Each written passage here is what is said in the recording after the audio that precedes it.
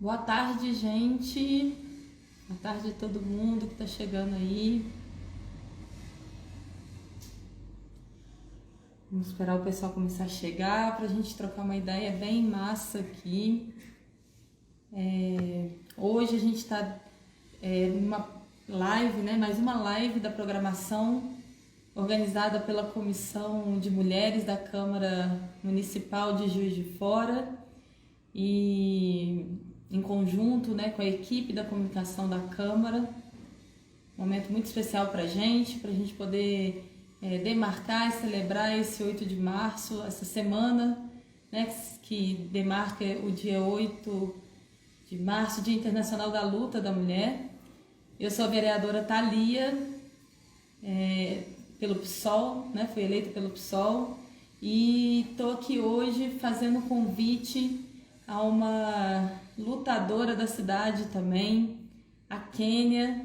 Ela vai entrar aqui conversando com a gente na live, representando o movimento 8M. Vou fazer o convite aqui para ela e a gente começa juntas o nosso bate-papo. E aproveitando, ó, manda aviãozinho para os amigos, para as pessoas que gostariam de ver essa live, para que a gente possa deixar ela mais representativa, que a nossa mensagem possa chegar a mais pessoas na nossa cidade. Oi, Kelly, tudo bem? Ei, Thalia, tá boa? Boa tarde a todas, todos e todes. Vamos que vamos, Tudo vamos começar o bem? papo, né? Vamos bater papo no meio dessa conjuntura desse jeito. Exatamente. Agradecer a sua presença, agradecer que você tenha aceitado o convite em nome do movimento, né? Para a gente é muito importante construir com vocês essa live aqui, porque o 8M tem uma participação muito ativa na cidade e na construção do nosso mandato, teve presente na construção da nossa campanha também, né? Então, para a gente é muito representativo que vocês possam estar aqui em nome da Kênia.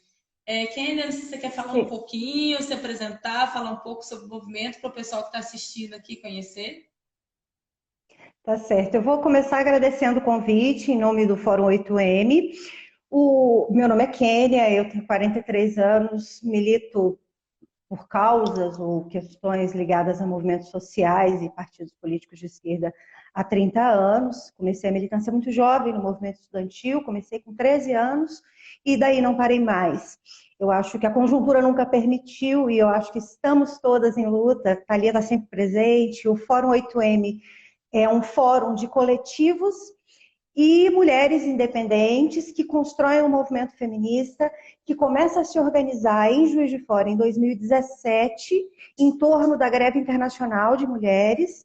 É a nossa principal pauta do 8 de março, a greve internacional de mulheres, é uma pauta importante de ser defendida, porque nós começamos em 2017 dizendo se a nossa vida não vale, produzam sem nós, porque o capitalismo, os processos do patriarcado e essa normalização da subalternização das mulheres coloca a gente numa situação em que a gente tem que parar realmente para mostrar que a gente faz falta.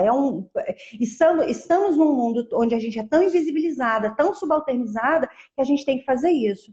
E uma greve específica de mulheres no dia 8 de março, ela é emblemática para marcar que o 8 de março é um dia de luta, essa foi uma data que foi se tornando comercial, uma data de homenagens, mas são homenagens que duram um dia só, as mulheres continuam com 3, às vezes 4 jornadas, e ganham rosas no dia 8, muitas vezes apanham no dia 9. E a gente achou muito importante aderir a esse movimento, que é um movimento internacional do 8M, e Juiz de Fora mantém o fórum desde 2017. Para além da greve do 8 de março, a gente toca diversas lutas da classe trabalhadora, está presente nos atos, temos várias atividades nas redes sociais, a gente está hoje em todas as redes, a gente tem um canal no YouTube, a gente tem o Instagram, Facebook, convidamos a todas e todos e todes que nos sigam, que nos acompanhem, que contribuam, que venham colar com a gente, que venham com a gente, porque é um momento de muita necessidade e com a conjuntura que a gente está, é extremamente importante que a gente consiga dar as mãos, dar os braços, estar juntas, juntos e juntes, e sermos todas feministas. Todos feministas, independente do gênero que temos, independente da situação que estamos. A nossa classe é o principal, mas o feminismo é uma pauta muito importante a ser defendida.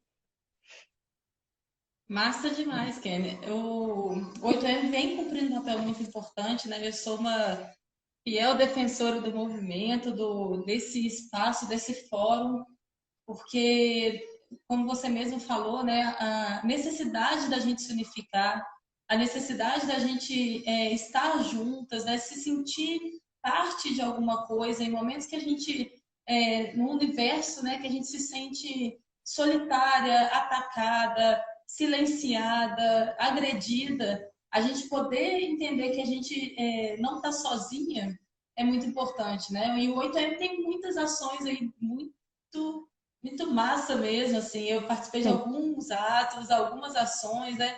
Inclusive já fiz a apresentação de capoeira nas mobilizações aí organizadas pelo fórum. Saudades manifestação, saudade de capoeira, né? É quase um gatilho falar disso nesse momento. Mas, de fato, é muito simbólico para mim, né, que a gente possa estar falando do 8M. É um dos espaços, né, de Juiz de Fora. A gente sabe que tem inúmeros outros coletivos, outros movimentos que aglutinam mulheres, né? A gente não é o único. É até importante dizer isso, porque a gente reivindica que as mulheres se organizem, né? Que elas estejam juntas para que possam se fortalecer, principalmente a partir dessa conjuntura que a gente está vivendo. Nós estamos aí no meio de uma pandemia que está atacando muita gente, né? Assim, a gente psicologicamente, na nossa vida objetiva, na nossa existência, né? A gente, é um sofrimento coletivo muito grande, um momento muito complicado para a gente, né? Não para a gente especificamente eu, Thalia, eu, Kenny, mas para o nosso país, para o mundo, para a nossa cidade. E as mulheres são as mais afetadas, né? Ao mesmo tempo que a gente não tem um governo que consiga dar uma resposta política para o momento que a gente está vivendo, né? Na verdade, a resposta política ela vai no inverso da necessidade que a gente identifica. A gente não tem testagem, a gente não tem uma política de vacinação, né? A gente está com um recorde mundial. Agora, o Brasil tem sido visto como celeiro de novas variantes. Isso é uma preocupação muito grande e que para algumas pessoas, às vezes, falar disso não tem a ver com o 8 de março, mas para a gente está completamente interligado, porque são as mulheres que são as primeiras a perder os empregos, são as mulheres que estão tendo que segurar a barra em casa, são as mulheres que choram pelos seus filhos, né? Então, se você puder comentar um pouco também, assim, né, sua opinião, como você vê esse cenário que a gente está vivendo nacional a partir da pandemia. Sim, a gente tem visto assim um sem número de ataques que chega a ser desumanizador. E, é desumano e é sem precedentes o momento que a gente vive. É um momento de pandemia e é um momento onde o governo não se responsabiliza com absolutamente nada. Ao contrário, ele presta desserviços e ele vai acumulando negatividades em cima disso, irresponsabilidades, é o mínimo que se pode dizer desse governo, é a questão da irresponsabilidade. Eu não tenho pena de chamar de genocida. É um governo que quer nos matar. Nós somos descartáveis para esse governo. Nós deixamos de servir. Há muito tempo, nós somos um exército industrial de reserva muito grande. Então, que descartem, que o lucro vem acima das vidas. É isso que esse governo fala na nossa cara todos os dias. O lucro vem acima das vidas. E a gente vê o empresariado, a burguesia dizendo isso na nossa cara. E nós, trabalhadoras e trabalhadores, estamos sofrendo diretamente o impacto com essa imensa perda de vidas, essa naturalização das mortes, esse descompromisso absoluto com as vacinas, e aí alguns dados que afetam diretamente as mulheres. 75% dos trabalhadores da saúde são mulheres, são trabalhadoras. 75% das pessoas que estão na linha de frente do Covid são mulheres. E dane-se. E aí a gente tem uma educação que todo mundo está pesando a mão para voltar. Os liberais estão loucos, né? Quem nunca quis filho na escola está querendo filho na escola. Quem nunca confiou em professor quer professor em pé na sala de aula. E aí você envolve, além dos profissionais de educação, que são 70% de mulheres, é uma classe composta por 70% de mulheres, você envolve essas famílias que vão ter que mandar essas crianças para a aula e depois receber essas crianças de volta em casa, o que é profundamente irresponsável, o transporte público, o comércio, tudo isso vai piorar a pandemia. Então você tem as trabalhadoras da educação, que são 70% de mulheres, e que estão sendo massacradas por um trabalho remoto e são acusadas de não trabalharem o tempo todo. Você tem as trabalhadoras da saúde, que são 75% de mulheres, que estão sendo massacradas, tendo as suas vidas ceifadas, e nada acontece. A gente tem dados de 2020 sobre o desemprego. São dados interessantes da gente entender o quanto o patriarcado, o sistema capitalista, nos coloca em situação subalternizada. As mulheres, em especial negras e periféricas, porque a gente tem que olhar sempre o feminismo, mas um feminismo interseccional e classista. Então, as mulheres da classe trabalhadora são as que mais sofrem. As mulheres da classe trabalhadora, negras e periféricas, estão hoje em pior situação de desemprego. A gente tem dados de que o ano passado, no terceiro trimestre, a gente tivemos uma retirada de empregos formais durante o ano todo, o que fez com que as mulheres sofressem mais, porque são as primeiras a serem demitidas ou são as primeiras que saem dos seus postos de trabalho. Quando tem que cuidar dos seus filhos em casa, porque não tem mais a creche, não tem mais para onde deixar as crianças, elas deixam seus postos de trabalho, ou são demitidas, primeiramente, porque são as que mais... Na verdade, a gente tem números seguintes que dizem que das mulheres, eu fiquei bem impressionada, que metade das mulheres passou a cuidar de alguém na pandemia. Metade das mulheres brasileiras passou a cuidar de mais alguém além do que já cuidava. E no ambiente rural... muitos relatos sobre isso. Sim, nós e no ambiente rural... muitas mulheres conversando com a gente, trazendo essa situação da sobrecarga do cuidado da casa de alguma pessoa. Sim, se a gente considerar, na zona rural, a gente tem um aumento de 62% de mulheres que passaram a cuidar de mais alguém, além da que ela já cuidava. E aí, nós temos 58% das mulheres desempregadas hoje no país. Desempregadas. É mais da metade das mulheres em idade de trabalho que estão fora do mercado de trabalho, seja ele formal ou informal. Essas são as mulheres que não têm nenhum tipo de trabalho nesse período.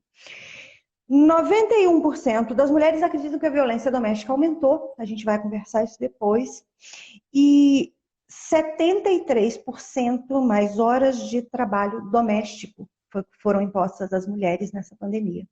As mulheres já fazem um trabalho doméstico não remunerado, que a gente tem que entender que esse trabalho doméstico ele serve... E a gente entende a posição de subalternalização da mulher. Quando a gente fala, não, a mulher tá de mimimi. O feminismo é mimimi. Olha o quanto isso interessa para o capitalismo. O trabalho doméstico não remunerado, se tivesse gerado receita, se tivesse sido remunerado, no ano de 2019, ele teria gerado 10 trilhões de dólares em custo para a economia mundial. Então, manter essas mulheres em casa, não remuneradas, subalternizadas, é muito útil para o sistema. É muito útil para quem quer nos oprimir. E a gente é descartável. E para isso a gente tem que se organizar e tem que lutar e tem que dizer não. Não. Não às violências dos nossos corpos, não à violência estrutural que sofremos, não à violência institucional que sofremos, porque é sempre isso. A gente ouve um governo dizendo que é mimimi, dizendo que a gente é uma fraquejada. Quem é a fraquejada? É a sua mãe? É a sua irmã? É aquela que te deu a vida? É a pessoa que cuidou de você? Porque as cuidadoras são mulheres, historicamente. Sim. Mulheres, muitas vezes mulheres pretas. A babá, para as classes da burguesia, né? Na burguesia você teve uma babá. Quem é essa mulher?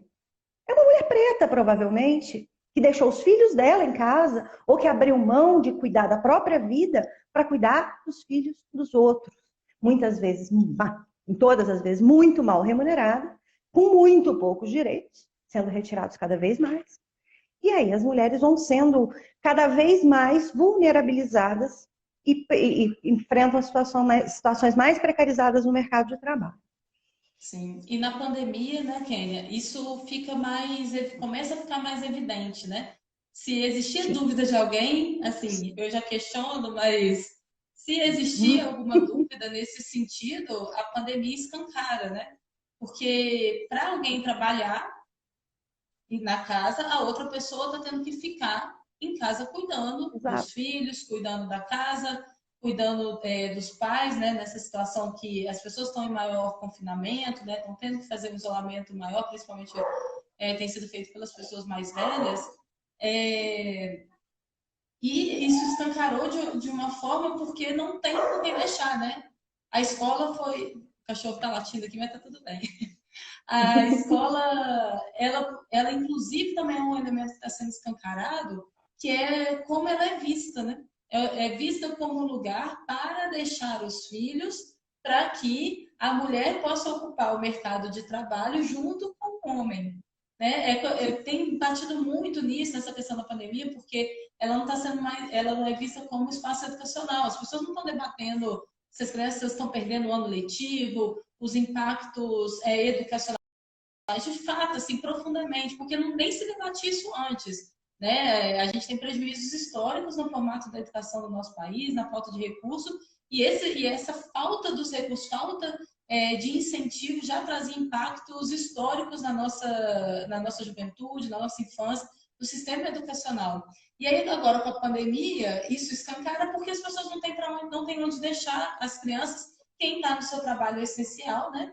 Em momentos de mais restrição, quem está na frente não tem com quem deixar, e também em outros momentos, em faixas mais brandas, né, também não teria onde deixar. Então, alguém está está tendo que abrir mão. E normalmente quem abre mão, como sempre abriu, são as mulheres, têm sido as mulheres. E aí, nesse sentido, a gente tem recebido muita demanda mesmo, assim, porque uma política de isolamento, é, de lockdown ou de uma onda vermelha, qualquer tipo de política que exija um nível de restrição, ela tem que ter uma política que acompanhe a possibilidade dessas pessoas ficarem em casa, e principalmente as mulheres, né? Que elas tenha renda emergencial, que você tenha isenção de alguns impostos, para que você consiga garantir que aquela mulher ela vai poder ficar em casa junto com o companheiro, que ela não vai ter que deixar o filho na rua ou numa creche clandestina, para que ela possa resguardar coletivamente a vida da população, não só dela, mas de todo mundo, né? Então, acho que a pandemia escancara muito isso, assim, né? E tem escancarado, eu acho, em todos os lugares. Eu acho que o termo é bem esse. A pandemia escancarou. Ela escancarou o que já existia. Ela amplificou o que já era a realidade. Mas ela amplifica de uma forma muito cruel, porque ela vem e com a falta de políticas públicas voltadas para a renda da população, e a gente considerando que a grande maioria da população que depende do auxílio emergencial hoje é uma população de mulheres, porque a gente tem nas periferias um histórico de mulheres, chefes de família, já há 2 ou 3 gerações vão se replicando, e essas mulheres, elas tem mais de metade fora do mercado de trabalho, a grande maioria na informalidade, as trabalhadoras domésticas que faziam o trabalho na casa dos outros, trabalho doméstico remunerado, não estão mais empregadas, todas elas informais, né, as diaristas. E aí, essas mulheres dependem quase que exclusivamente do auxílio emergencial para comer. A gente está vendo o Brasil de volta no mapa da fome, a carestia batendo na porta de uma forma extremamente avassaladora. E aí, com a retirada do auxílio emergencial, que já era muito pouco, R$ 600 não dá para ninguém viver. Não dá para manter uma família. E aí você fala de reduzir esse auxílio emergencial e voltar debaixo de pau, porque ninguém queria voltar com ele, não. A equipe econômica não quer voltar com auxílio emergencial. O presidente não quer que a gente tenha auxílio emergencial. Os governos municipais também não estão assumindo essa responsabilidade, porque a geração de renda, ela se dá também no município. A gente tem o exemplo bom de Belém, que eu vi, que o prefeito de Belém implementou um auxílio emergencial para o período da pandemia. Então, eu acho que tem a ver muito com a responsabilidade que cada governante assume com a sua população. E a responsabilidade que o sistema não tem com a sua população. O capitalismo não quer que a gente nem sobreviva, dane-se. E aí, por quê? Porque vai impactar na economia, vai ter que diminuir o lucro de alguém. E taxar a grande fortuna, que seria o óbvio, porque as grandes fortunas lucraram com a pandemia, isso é vergonhoso, isso não é citado, isso não existe. E aí as pessoas estão voltando à fome. A carestia bateu na porta já no ano passado. Juiz de Fora não deu conta de suprir a necessidade das famílias, em especial das mulheres chefes de família, de alimentar a sua população.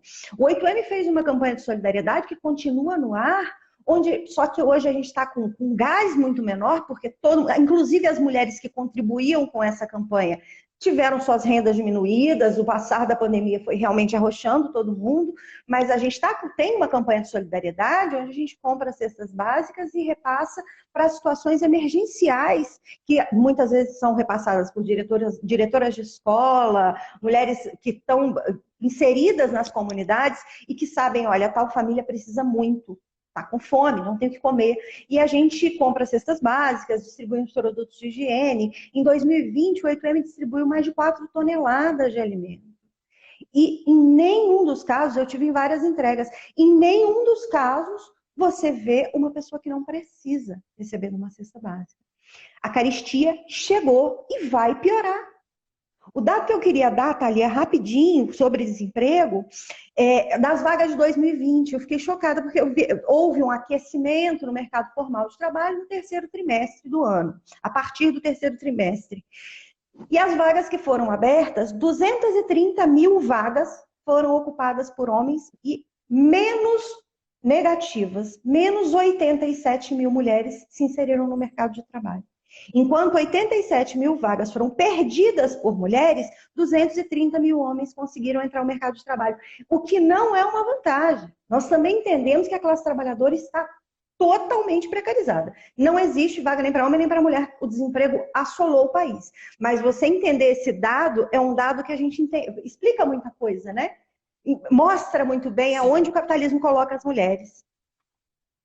Sim, inclusive nos primeiros cortes, né? Se a gente for pensar, por exemplo, a gente teve algumas pessoas procurando, muito preocupadas de que alguns locais não retornassem às atividades, porque se aquele local não volta a funcionar, até escolas, a gente recebeu informação assim, olha, se a escola não voltar, as moças da limpeza vão ser mandadas embora. Ou seja, elas são as primeiras a serem dispensadas, né? E na maior parte das escolas que eu trabalhei, e que isso é um dado que sempre é trazido pela categoria, a maior parte é de mulheres e mulheres negras que vivem com menos de um salário mínimo, né, no fim das contas, assim, quando vem os descontos. É uma situação de gravidade, né, muito grande, assim, para quem vive nessa situação. Então, o desemprego, ele é cruel para a classe, ele é cruel para a gente, e ele, quando a gente vai pegar as mulheres, quando a gente vai pegar as mulheres negras, a gente vai ter uma intensificação disso num nível absurdo, né?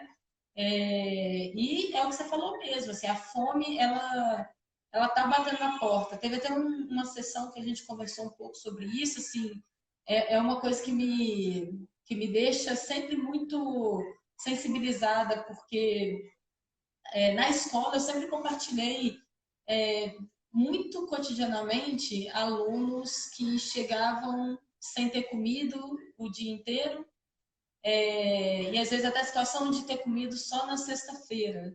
Né? Chegava, tipo, sentindo muito mal, e aí você vai perguntar, não tinha comido. Então, estava esperando o recreio para poder comer e conseguir pelo menos prestar atenção na aula.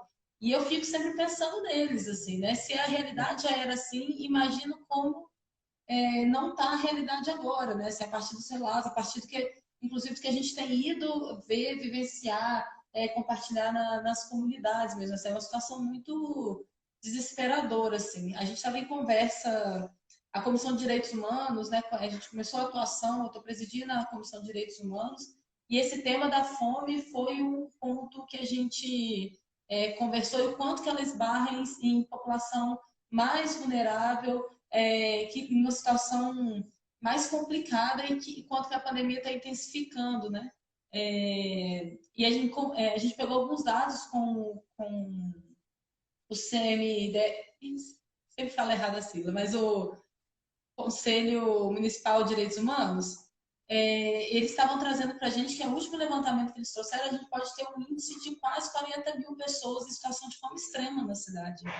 Né? E se a gente pensa num censo comum, a gente tem quase 10% da população. Isso, pessoas que não têm o que comer. Imagina as mães dessas famílias, né? Porque é uma realidade também, o que você trouxe aí como dado, que uma boa parte das famílias que tem menos estrutura, que tiveram menos condições, né, que estão colocadas mais à margem, de uma forma imposta, né, pelo sistema, elas são tem à sua frente mulheres. Então, é a mãe que o pai abandona com o filho, que vai morar na casa da avó e que tem uma irmã que está na mesma situação, que tem 2 filhos. Então, assim, são as mulheres que gerenciam aquela casa e que gerenciam o nada quase, né? Então, nos colocar no lugar dessas pessoas que vão ter que escolher quem vai comer naquela casa. Né? Então, assim, e numa realidade que eu conheço em âmbito municipal, de políticas de assistência social, políticas públicas de assistência social, que já eram amplamente insuficientes. Já eram insuficientes e com uma PEC que congela gastos por 20 anos, já estava com uma previsão de serem ainda muito mais insuficientes. Fora a vontade política de onde se alocam os recursos. E aí você tem uma pandemia que agrava tudo isso e as famílias que já não eram atendidas pela assistência, que já não dava conta, já tinha um gargalo enorme para atendimento, hoje são muitas mais. E se você pensar em 40 mil pessoas com fome na cidade, é um cenário isolador, é um cenário de guerra. Sim, é um cenário de guerra. E isso é muito... eu perdi o termo, mas assim, é como se isso fosse secundário. Né? O discurso, às vezes, de salvar a economia, e a gente não está dizendo que a economia não seja importante, porque ela, inclusive, movimenta o país, né, a sociedade, mas, assim, você não analisar de fato a concretude do que essas pessoas estão vivendo, você colocar mais ainda à margem, né, essa população, essas mulheres. Porque a quem elas vão recorrer? Qual é a política que elas podem recorrer para que elas tenham a vida delas resguardada e que elas não tenham que escolher entre morrer de fome ou morrer de Covid?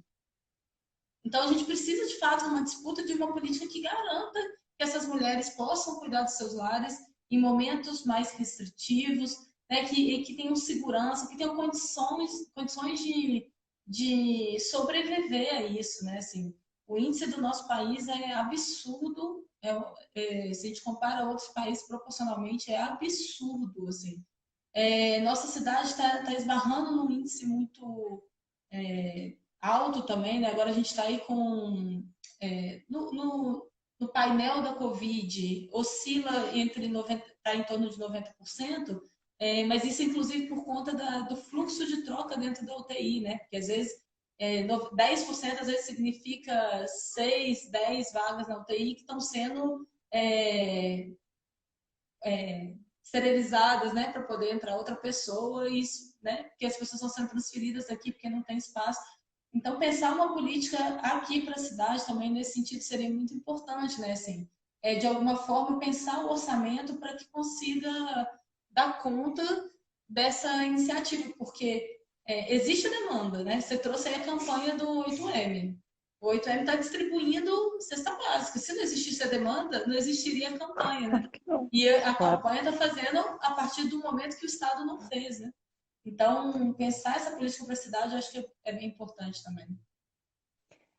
O 8M entra nessa campanha, a gente faz essa discussão no ano passado e a gente só entra numa campanha que fomos questionadas muitas vezes, poxa, mas é uma ação assistencialista. Não, não é uma ação assistencialista, é uma ação de solidariedade de classe. Somos todas trabalhadoras, empregadas ou não. E neste momento de ausência do Estado, É papel de quem tem um pouco mais ajudar quem tem um pouco menos. Mas isso não é o nosso papel primordial, nem enquanto feministas, nem enquanto população. Existe um dever do Estado de cuidar da sua população. Mas o Estado não cuida da sua população. O Estado se preocupa, não é nem com a economia, é com o lucro dos grandes empresários. Porque a economia sobreviveria tranquilamente, já tem vários estudos, vários debates nesse sentido, uma economia um pouco mais planificada sobreviveria tranquilamente à pandemia, sem, podendo fazer o lockdown, podendo isolar as pessoas, podendo cuidar da vida das pessoas, podendo ofertar vacina às pessoas, que eu acho que o principal nesse momento é isso, exigir a vacina para toda a população já.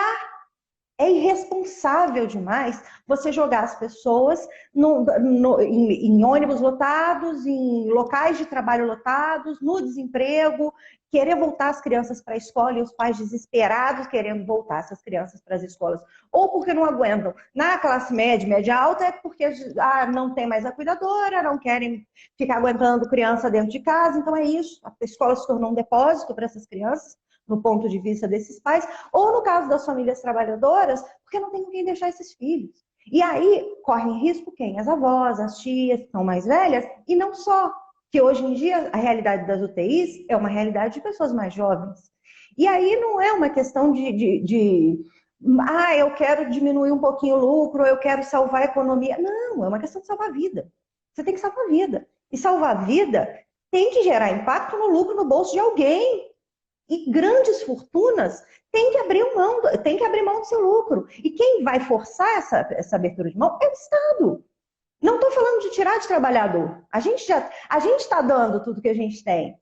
A gente já dá, a gente já contribui. Eu acho que a classe trabalhadora é muito solidária. Agora, os ricos não.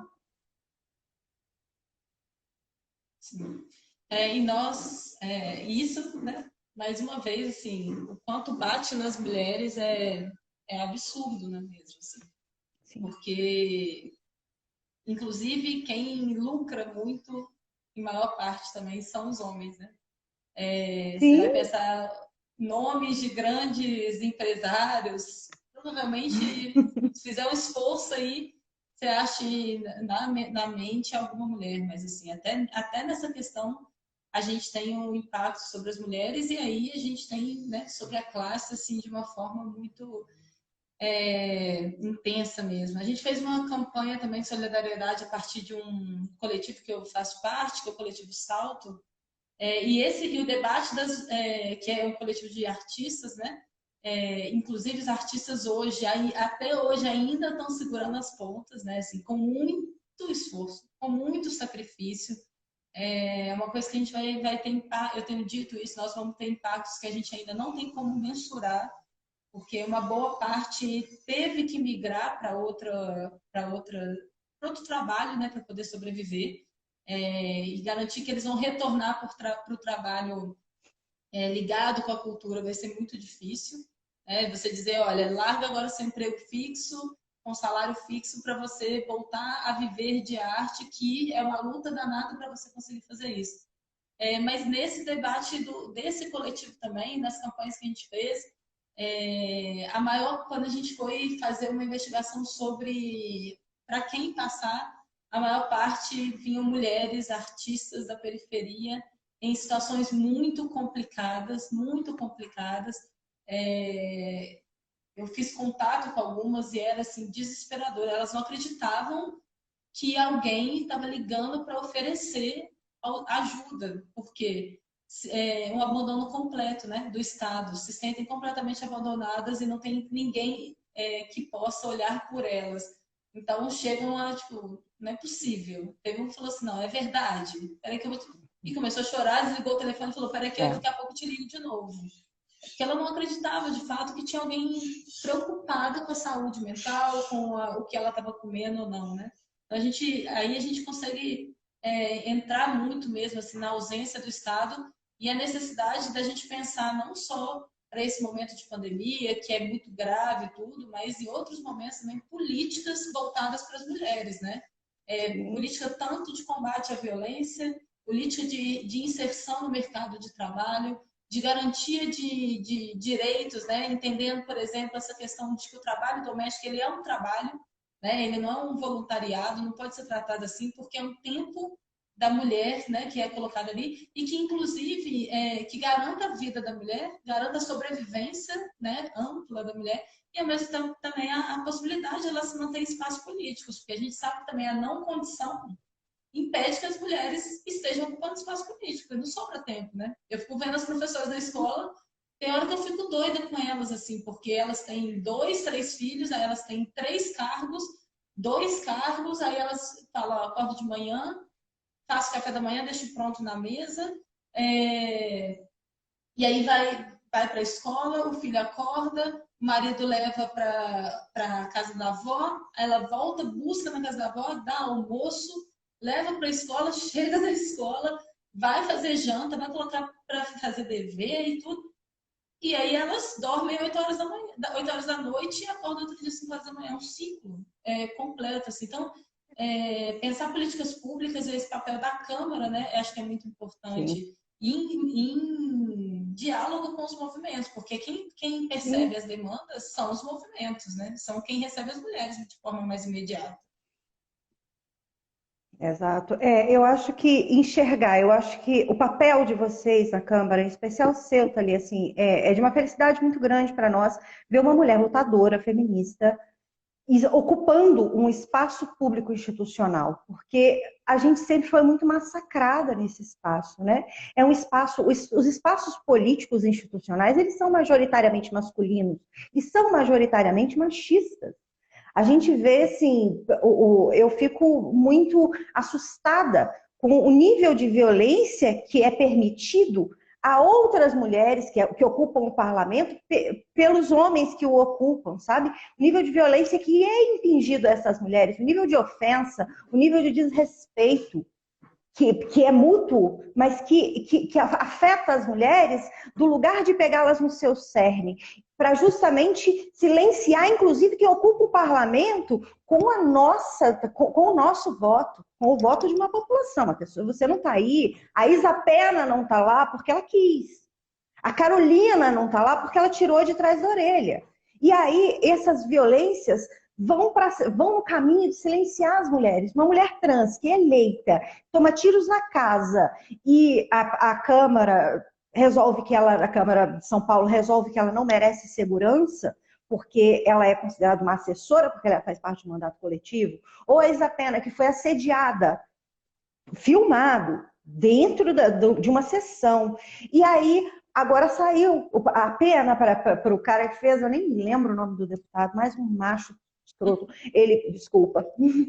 Aí ele pegou 4 meses de suspensão de mandato. Então é isso. As mulheres podem ser assediadas, seus corpos são públicos, elas podem ser descredibilizadas, elas podem ser ofendidas. E aí, quando vocês vão e ocupam, eu acho que a gente tem hoje um número, se não me engano, recorde de mulheres na Câmara Municipal de Juiz de Fora. Eu acho que nunca tivemos tantas mulheres, não me lembro. Eu me lembro agora que veio essa campanha da Câmara, eu me lembrei da Raquel Scarlatelli, foi a primeira foto que eu vi no Instagram da Câmara. Fiquei muito feliz, porque a Raquel, ela nem sabe disso, ela foi uma grande inspiração na minha militância. Eu era completamente encantada pela Raquel, já pequena. Então a gente tem que ser, eu acho que o papel que você cumpre hoje é para além de legislar, para além de cumprir o seu papel fiscalizador como vereadora, é representar nós mulheres, é falar a voz de nós mulheres trabalhadoras e inspirar as jovens mulheres para que elas entendam que a luta é um caminho. E essa luta ela é travada tanto nas ruas quanto no mandato que escuta e que quer dialogar com os movimentos sociais, que quer ouvir o povo e que quer trazer políticas públicas, que é o papel de fazer a proposta das políticas públicas para que aconteçam, voltados para uma população que realmente precisa delas. Então, assim, eu tenho.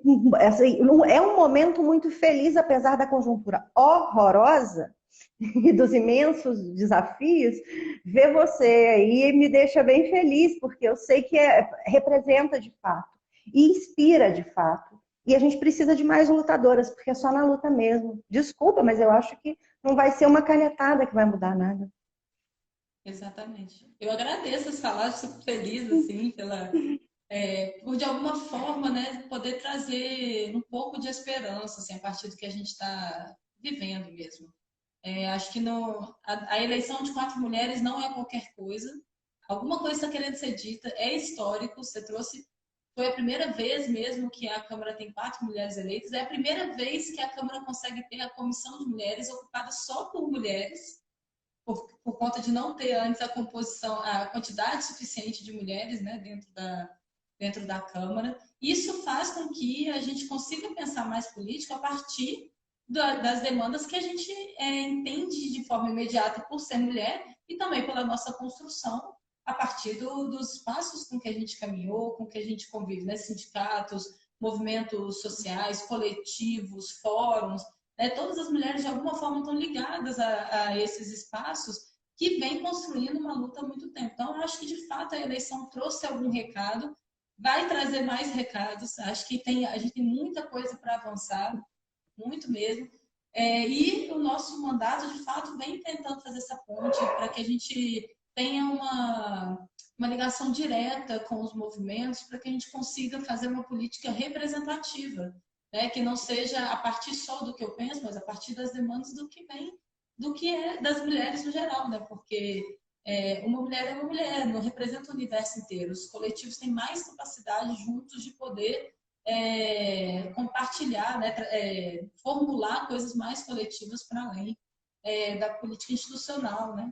Então, para a gente, de fato, é uma alegria poder contar, assim, né, poder estar fazendo esse diálogo, inclusive estar aqui, né, na live nesse momento, inspirando e que a gente, de fato, tome a política, né? Acho que é um recado que eu tenho sempre falado, assim, que as mulheres tomem a política para si, a política cotidiana, coletiva, né? Qualquer espaço político que ela avaliar que seja importante para que a gente possa pensar política através das mulheres e para as mulheres, né? E aí a gente está chegando agora no finalzinho aí do nosso tempo de live e queria que você quer deixar algum recado? Menina, quando vê já vai, né? Rapidinho passou o tempo. Você quer deixar algum recado, falar alguma coisa, fazer um convite aí para o movimento? Fica à vontade para a gente finalizar com chave de ouro aqui.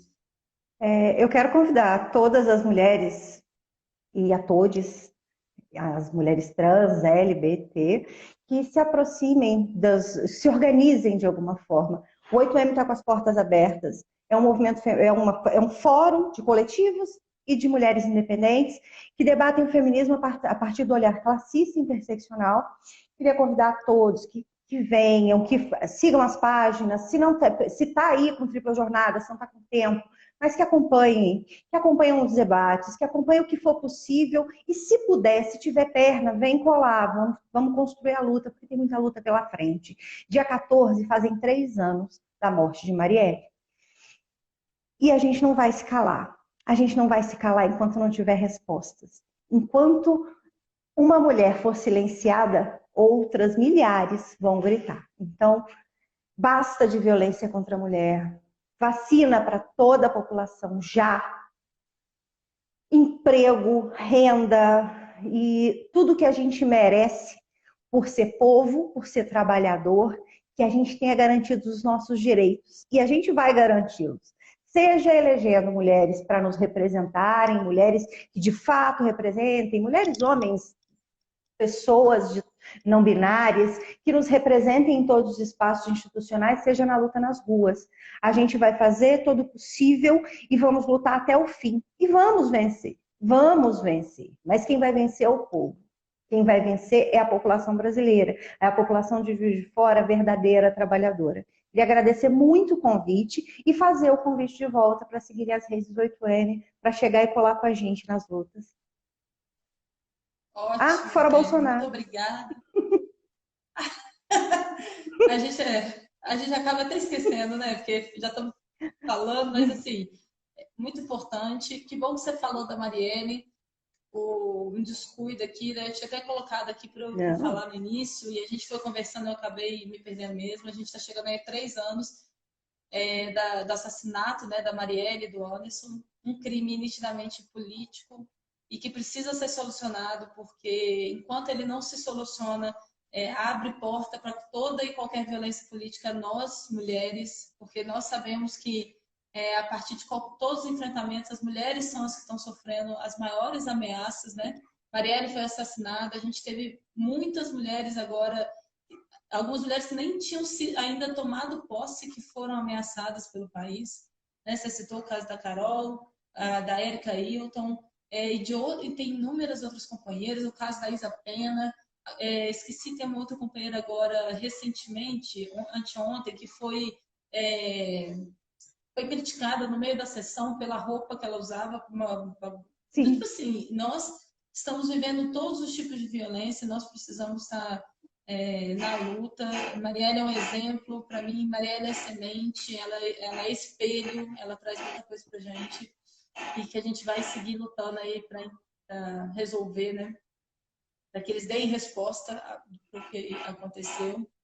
E é isso, gente. Sigam o 8M. Essa live vai ficar salva aqui. Quem quiser também, ela vai pro YouTube da TV Câmara. Quero agradecer muito a presença da Kênia, agradecer o pessoal da equipe da comunicação da Câmara, que tem sido assim, parceiraços nossos, parceiraças também, né? As mulheres estão empenhadas lá para que a gente possa ter uma semana muito legal, que a gente possa demarcar de uma forma bem massa, assim, através de lives, iniciativas, debates, lembrando a história, né, da Câmara, e que sem eles a gente não poderia estar fazendo isso aqui agora, né, organizando essa semana e demarcando esse momento de termos 4 mulheres na comissão e um recorde na Câmara Municipal. E é isso, um beijo, obrigada para quem ficou, obrigada para quem assistiu, tamo junto, Kênia.